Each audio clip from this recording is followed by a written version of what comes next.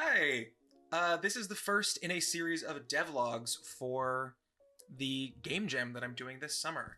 I am part of the Indiecade Climate Jam 2025 theme, natural and unnatural disasters. Indiecade is a festival of independent games here in Los Angeles, but also globally.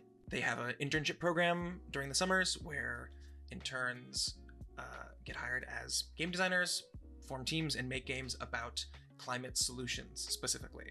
I lost my voice kind of tonight because I was at a friend's birthday party for like karaoke and I sung too much karaoke. But I'm here and we're having fun recording a video. I'll be doing weekly devlogs for this project, depicting recording my process, going over choices I made throughout the week and any sort of deliverables to speak on. I usually upload like Pokemon battles content on this YouTube channel. So if you see this video and you're like, why is Jace full screen and not talking about Pokemon? Or if you're like, why are there so many Pokemon videos on this channel? DM me about it. I would love to talk about either thing with either community. For the game jam this week, I did a lot of stuff. I have been putting together a team. So we're doing a game jam. We have to put together teams. I was interested in working on a team of like 4 to 6 people. I ended up with a team of 6. Basically, the way that worked out is everybody in the jam just put their information into one channel that was like, here's who I am and what I'm looking for. I said that I was interested in looking for like a procedurally generated game, a roguelike. It doesn't have to be those things, but those are like areas that I'm interested in, especially on a short time frame. The thing I love about a procedurally generated game, a game that's random every time at its most basic state, is that we can get the like core experience done very quickly, like within the prototyping stage or within the first week, and build out from there, right? So as long as there's like one simple core element, we can add more things into the randomizing engine or whatever that ends up being to complicate it. But it's very easy to kind of stay within scope if we build it from a consistent, very, very, very simple core and build out like modularly from there, which is kind of both a production logistics goal and like a design goal, because I do really love the emergent properties of procedural game design. And roguelikes are like just the best genre, and they're very like popular right now for good reason, because like the replayability is so significant, and people have a lot of fun with like the way combos come up with stuff in Balatro and like Nubby's Number Factory, and with doing runs in Hades and like learning more about the game and having more opportunities. It's very, I would say it's almost like an evolution of the like multiple lives system in Mario, right? Where every time you have a life in Mario, it's the same. And so you're getting better at running one level, but in a roguelike, you're kind of building a more generalized skill and like knowledge about the game, which I think is really cool and interesting and like a very fundamentally resonant way to play games. So I told everyone that I was interested in that kind of game, and also talked about my experience, the games that I've made that are on Steam, and what kind of like proficiencies I have. And I was reached out to by a person named Gil, and she said, hey, I'm also interested in procedural generation. I'd love to maybe work with you on a project. We realized we had a lot in common in terms of gender identity and the kinds of games we like to make and are interested in working on and playing, and I was really excited about that connection. And then we looked through the other people, and together we're like, these are the people we think would be interesting to work with based on like if their vibed with ours. There's a lot of people who were like really gung-ho about being on a big team, and Gil and I were more interested in a smaller team. There's a lot of people who want to work in Unreal or Godot and want to do 3D, and Gil and I are both a little bit more interested in 2D and in Unity. So we put together a team.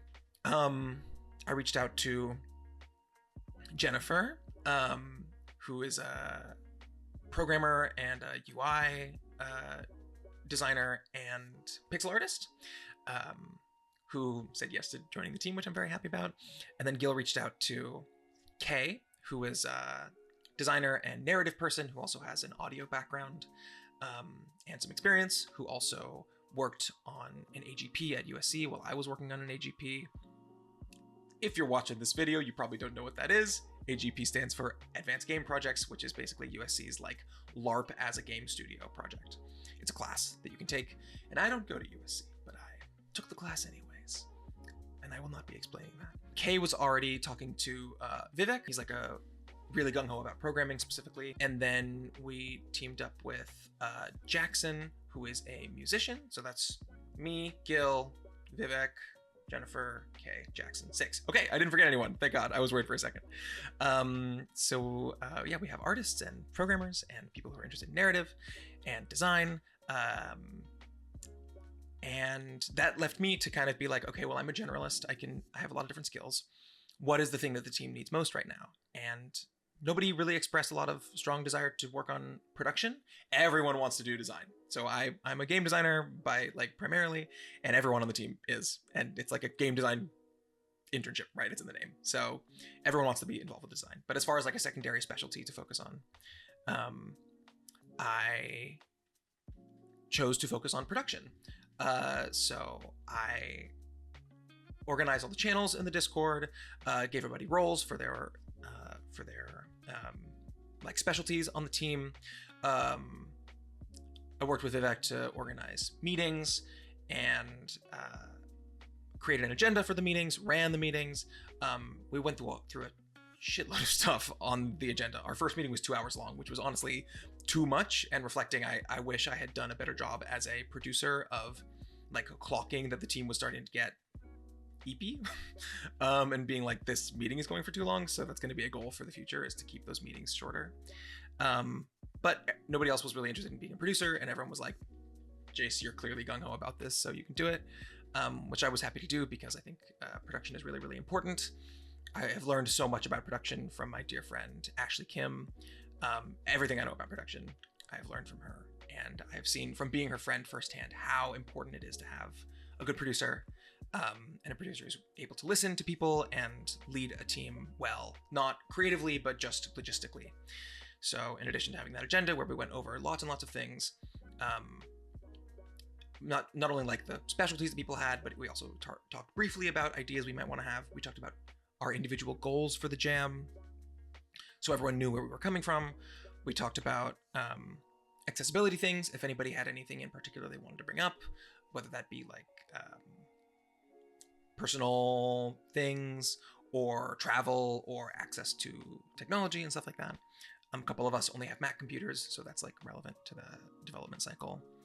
We talked about setting up the GitHub. Yeah, we like figured out everything we wanted to do with our team.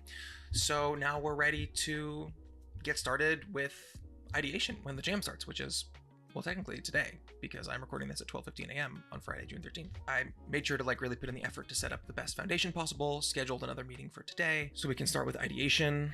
I thought it was important to set up a Google Drive ahead of time for people to put their files and stuff, and a Trello for us to start talking about task tracking. This first week is probably just going to be a lot of like do research, come up with pitches, and then come back for our like pitch meeting.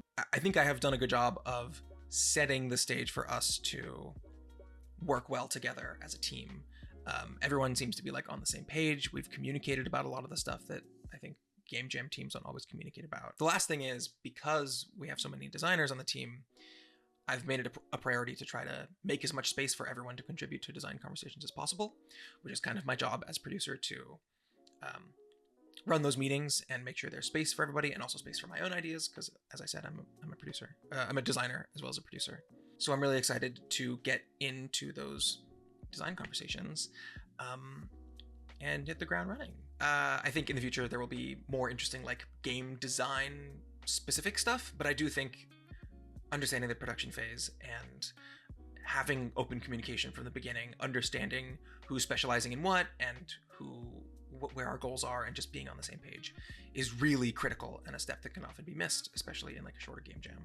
So I'm really happy to be working with the whole team, and excited to record these devlogs. See you in a week.